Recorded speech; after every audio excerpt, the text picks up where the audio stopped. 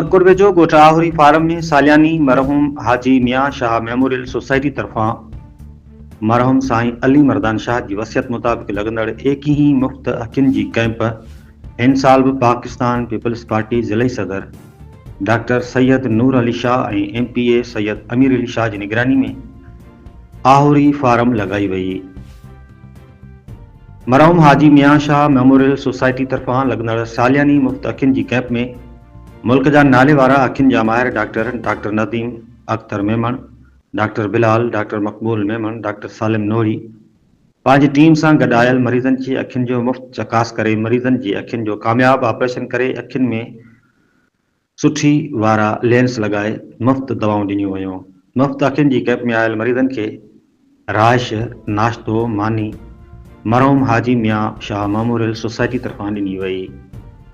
मरीज़नि जी सहूलियत लाइ उमरकोट बस स्टॉप खां आहुरी फार्म अखियुनि जी कैंप ताईं मुफ़्त बस सर्विस हलाई वई। कैंप ते पीपल्स पार्टी ज़िला सदर डॉक्टर सैयद नूर अली शाह और MPA सैयद अमीर अली शाह मौजूद हुआ। रिपोर्ट डॉक्टर एमलाल बाघानी, डिविजनल ब्यूरो चीफ।